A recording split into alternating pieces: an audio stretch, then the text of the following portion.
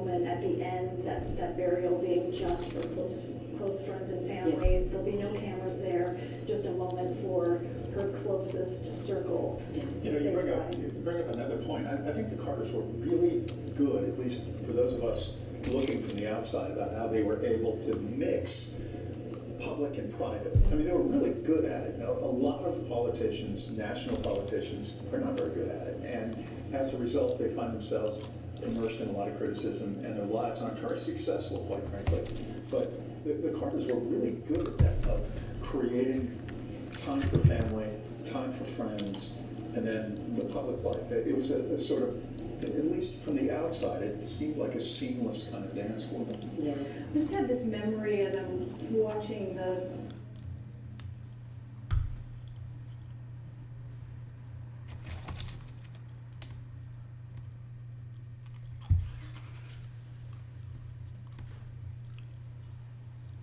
I think there's something beautiful about the fact you can grow a diamond. lab-grown diamonds by Lightbox. Valvoline Full Synthetics offer 24 times stronger protection against engine-killing contaminants than the industry-leading synthetic. This procession here make its way around the corner. Remember on Inauguration Day when they got out of the vehicle? That was the first time that had ever happened. But they had decided that they wanted to make a statement that we are accessible and we, are kind of a new regime of being of the people. And they wanted to walk down Pennsylvania Avenue hand in hand and be amongst the people that had put them in the White House. And just what that really says about who they are. And as you said, Jeff, we're able to maintain that for so many decades, to maintain that level of accessibility and humility, and do so much. Well, if you remember the criticism that you may be, you're old enough probably, all of us are, I'm not sure. But I remember him carrying his own luggage. Remember that? He would carry his own suit over to Air Force One, and it was unprecedented. The thought of his predecessors having done that. President Ford was a pretty casual guy for the most part, but Richard Nixon, LBJ, JFK, Eisenhower, Truman, FDR, those were not necessarily the kind of guys who were going to carry their own luggage. Well, throughout we have seen that they have kind of blazed the trail for how things operated following their presidency. Now it's very commonplace to see a new first family walking, getting out and greeting people, and as you mentioned, that started with them. We mentioned just a short time ago about the former First Lady, Rosalynn Carter, taking that briefcase every day to an office to get down to business and do some work, and that revolutionized the office of the First Lady and took her beyond the role of just being a hostess, someone who selected flowers in China and hosted parties. It was so much more. She was present, she was involved, and as many people have been saying over the last few days, she was a true partner to former President Carter, really weighing in, sharing her opinion, and wanting to not just say what she thought, but also give informed opinions, making sure that she knew what she was talking about before she gave that information to the president. Her aide for many years at the White House, they remained friends until the final day, and she would say if she heard about a decision that the president was making that she didn't agree with, she'd get on the phone and talk it and say, here's why I think you need to consider that. I mean, there was that kind of level of involvement. She was rejected in Washington, D.C. when the Carters first won the election and went to D.C. She found that she was being frozen out of a lot of circles, and really her entire stay there was a very, very difficult one. She was from a different place in America at a time when the bias toward the South was real. All you have to do is go to YouTube, take a look at some of the national reporting from the networks, and look at how awful and how biased it was toward the South, the stereotypes.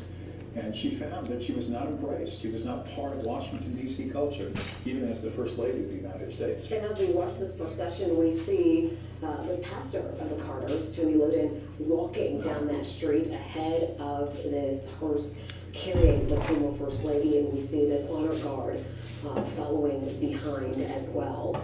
So this is really a stirring moment as they are moving very slowly throughout this community of Orange, Georgia, giving people that last and final moment that we will have with the former First Lady. As we look at the flowers there, the spray over her casket reminded of the story John Shearer was sharing about some of her flowers that bloomed 2 days before her passing, but 2 months ahead of schedule, and the significance that her loved ones felt that had for a woman who loved flowers, and some of those are on the casket as we see it drive by. The Carters are such a symbol of the New South, the emergence of the South as an economic power. I mean, you can even take a look at how the NFL has come here, and the NBA, how professional sports franchises have come to the South, something that was, quite frankly, not imaginable back in the 1950s and 1960s. How these cities of Atlanta, of Nashville, of Charlotte are absolutely booming in the United States.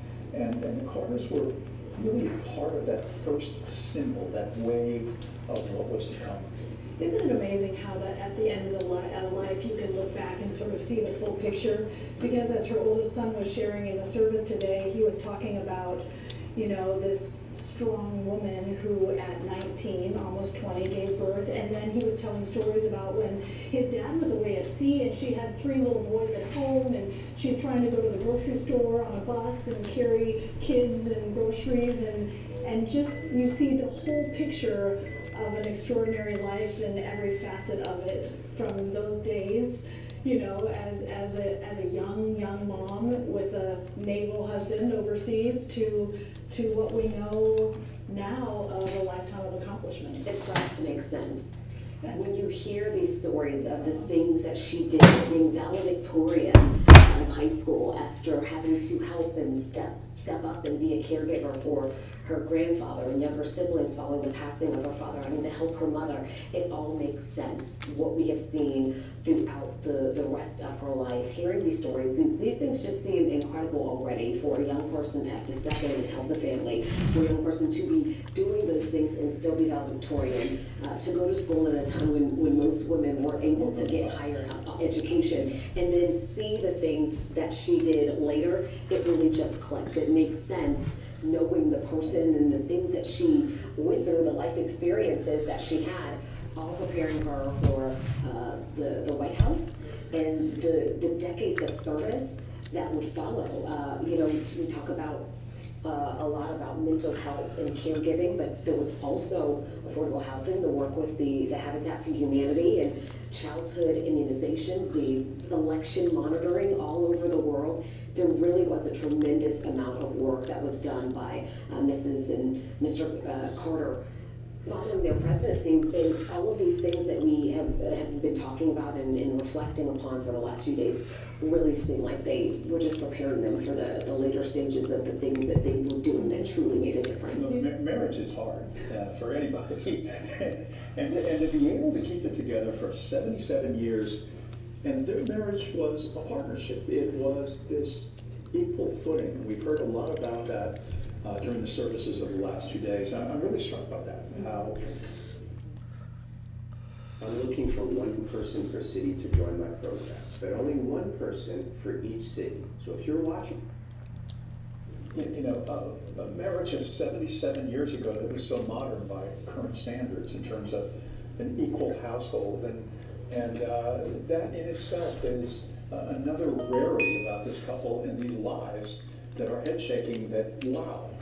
Well, and for all the eras that they lived together, President Carter would often talk about in the early days, he would say, I was kind of a arrogant Navy man who didn't consult my wife on things. He did not tell her he was going to run for the state Senate. The story goes that she sees him put a suit on and says, where are you going? He said, I'm going to start a campaign. That's where it started to where it's ended. And he said, then I realized, no, she is my partner, she's my equal, and I thought it's so significant that what he shared publicly after her passing was the statement about she was my equal and partner in everything in life, and that's something that evolved and that they solidified deeply over time. I think that is so significant. And for it to go from that to people saying he wouldn't have been as successful in politics without her being in his corner, without her being at his side, and in working.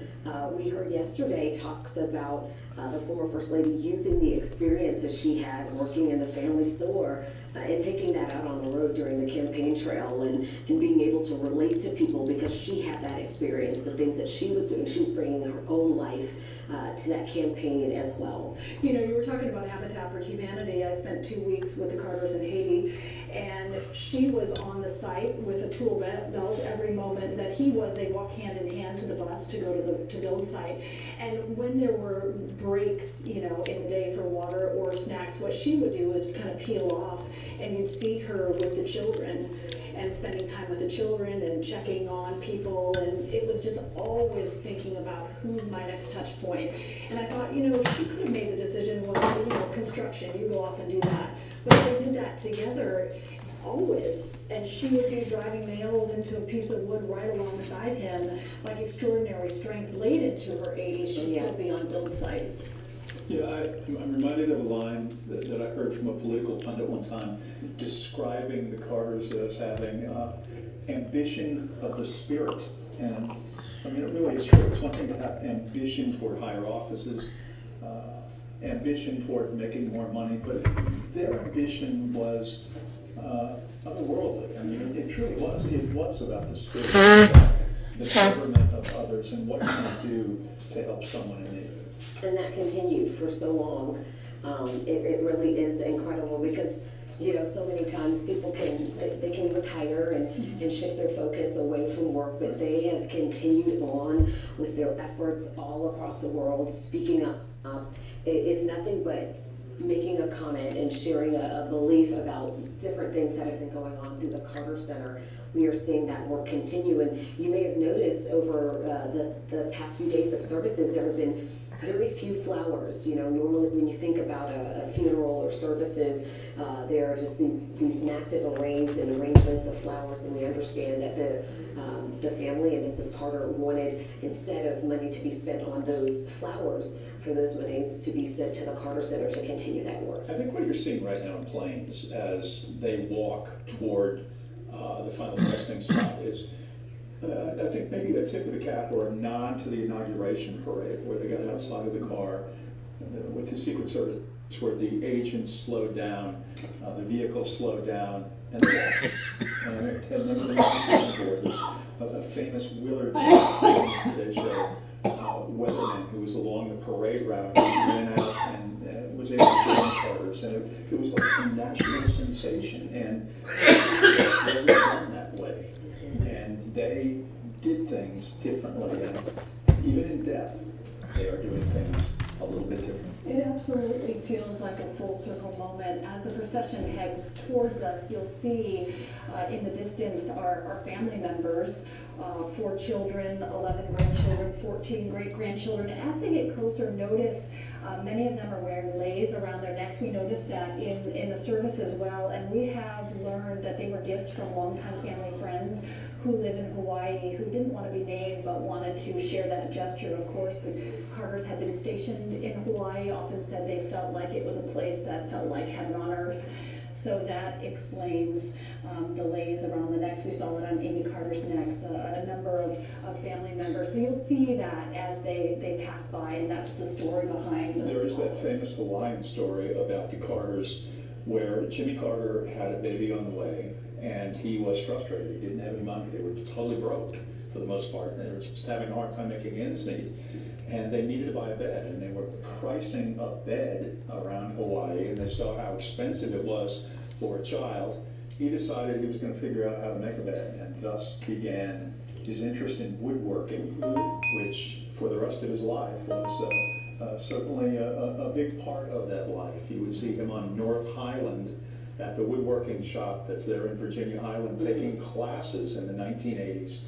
And that was the gift that his staff gave him, was a power saw, a tool.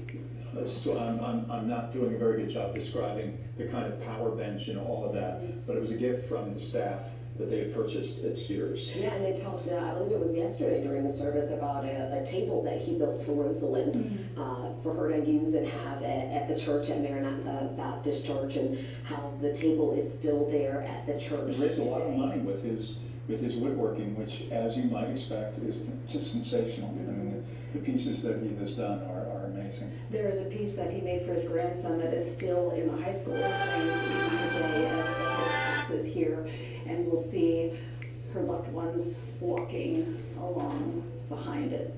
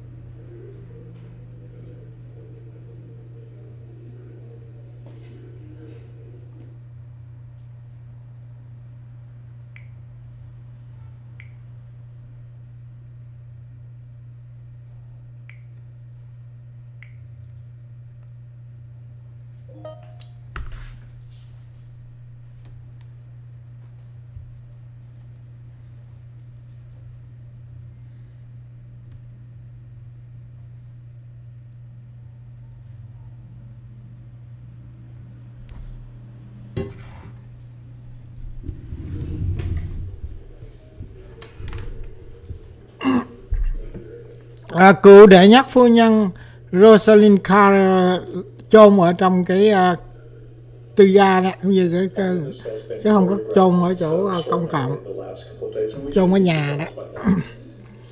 Một vị đệ nhất phu nhân của Hoa Kỳ, vợ có một vị tổng thống lãnh đạo thế giới. Nhưng mà cái đám tang rất là đơn giản, quý vị thấy không?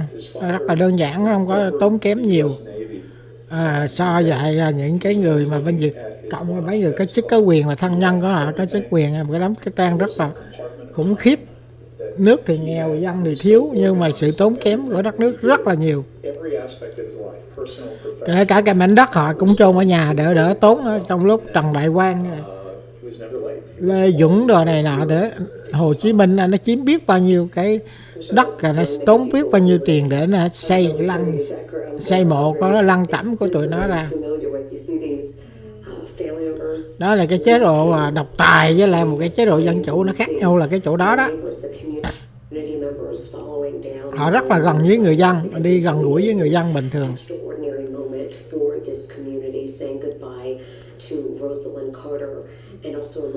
Bà kết hôn với cựu tổng thống Jimmy Carter lúc 18 tuổi, 70 năm làm vợ chồng với nhau.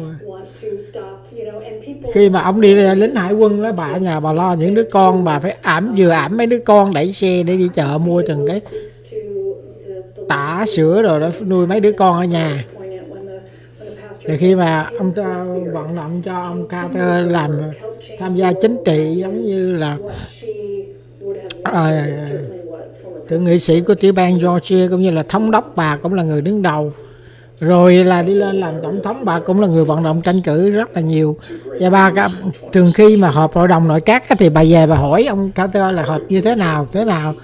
Thì ông Carter ông nói vậy thôi, bà hỏi nhiều quá vậy nên tôi mời bà vô tham gia hội đồng nội các luôn. Thì những cái cuộc quyết định đó là ông Jimmy Carter cũng thường hỏi cái ý kiến của bà để có một cái quyết định cuối cùng. Bà cũng là một người quyền hạn, là phu nhân đệ nhất phu nhân của tổng thống, không có thua gì là bà Nancy Reagan. Bà Nancy Reagan cũng là một người ảnh hưởng với lại ông Ronald Reagan. Bà cũng quyết định những cái chính sách của Hoa Kỳ thời ông Ronald Reagan làm 8 năm trong 8 năm trong 2 nhiệm kỳ tổng thống Hoa Kỳ. Ông Jimmy Carter là một vị tổng thống rất là nhân từ, ông ta rất là hiền lành, tuy nhiên ông không có mạnh mẽ để chống cộng. Trong thời gian ông làm tổng thống thì ở miền Nam Mỹ, El Salvador, Nicaragua, một số nước Nam Mỹ, cũng như là Iran thì bắt 52 con tin và chế độ cộng sản đó sẽ bành trướng. Nhưng mà ông là một người tổng thống đầu tiên, ông Jimmy Carter là đầu tiên mà có quyền lực nhất và làm hiệu quả nhất sau khi hết làm tổng thống. Thì ông là một cái người tin vào Thiên Chúa. Những gì ông làm, hoặc là ông làm gì ông đi đâu ông cũng đem theo quyển kinh thánh để đi cùng với ông. Thì khi mỗi lần ông nói chuyện thì ông rất là vui, cái miệng ông cười rất là dễ thương. Ông Jimmy Carter cũng với bà Rosalynn Carter đó là cũng ảnh hưởng tới người tị nạn. Khi ông lên tranh cử thắng, ông phó tổng thống Henry Ford sau khi mà ông Richard Nixon từ chức rồi Henry Ford lên làm tổng thống thế đó, thì ông Jimmy Carter ông thắng 1976, lúc đó tôi còn ở Việt Nam. Thì sau đó 1978 thì đến Hoa Kỳ, thì thời ông Jimmy Carter đó, thì thời đó ông Jimmy Carter ông có nhiều cái chính sách đối đãi tốt với người Việt Nam tị nạn. Nói chung là những người tị nạn cộng sản này rất là tốt, và trợ giúp những người Việt Nam tị nạn khi mà đến nước Mỹ đó cũng có nhiều cái quyền lợi cho người Việt Nam. Sau này họ thành công và nuôi những người con đó, sau này đã tiến lên làm những cái việc rất là có lợi ích cho đất nước Hoa Kỳ. Rồi sau khi đó thì ông tổng thống Ronald Reagan lên, thì những cái quyền lợi đó ông kiểm soát lại bớt. Hồi xưa đó là qua đây ăn trợ cấp rồi này nọ rất là dễ. Thí dụ như những người qua đây là xin là có liền à. Ở nhà đã cũng như là miễn phí, hoặc là trả một số rất là ít. Cũng như là ăn trợ cấp đó là nó không có thời hạn luôn. Thì ông Ronald Reagan lên thì ông hạn chế lại cái thời hạn phải đi học đồ này thêm, để mà học nghề, để mà làm việc. Internet bữa nay thì nó hơi trục trặc một chút, vì quý vị chờ đợi nó hơi chậm á. Mình chuyển trực tiếp từ cái livestream phía bên kia của những cơ quan truyền thông Mỹ qua đó, thành nó chuyển qua thì cái internet của có bữa đó thì nó hơi yếu.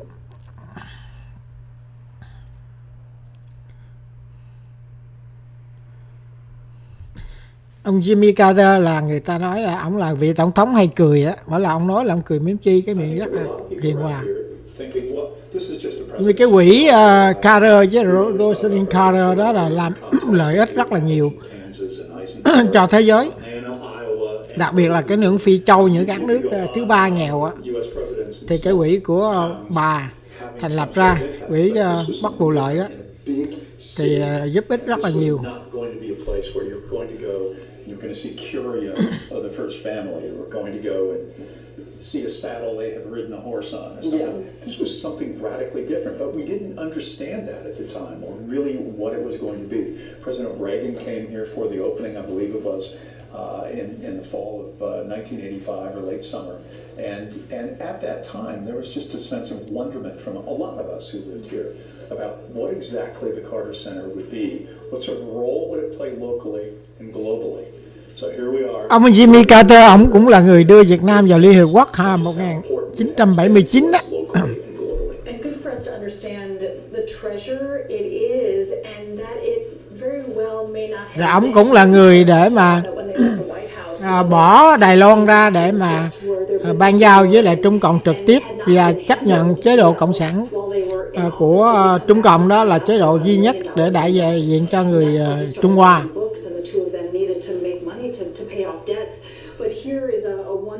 Ông là một vị tổng thống yếu nhất của lịch sử Hoa Kỳ, nhưng mà ông còn tốt hơn, cũng còn chưa cái yếu bằng ông Joe Biden hiện nay, theo các cơ quan truyền thông cũng như những nhà bình luận đó. And speaking of that book writing, I think they said yesterday during the service that was one of the most difficult things they did together as a couple, writing a book together. And here we are later with so many different works from each of them. I mean, there's so many things to talk about with the Carters. Yeah. And when you talk about the Carters, you talk about both of them, and they are forever a team. And I was just standing here and I had a memory kind of flashback from 2014 when Jason Carter was running as the Democrat against the incumbent Nathan Deal. It was a sort of pick-em race initially in the polling, and the Carters were out in full force as a family. I mean, Jimmy Carter was, I still remember the video here at 11 Alive, of he was out with his arms stretched out, lock him up, calling for, you know, he was just passionate trying to do what he could to get Jason Carter over the hump and over Governor Deal. That, of course, did not happen. But, I mean, they just hadn't lost any of their fuel, any of their fire or their passion. Even as an older couple, they were still out, you know, across the state of Georgia, doing all they could campaigning in a way that they understood.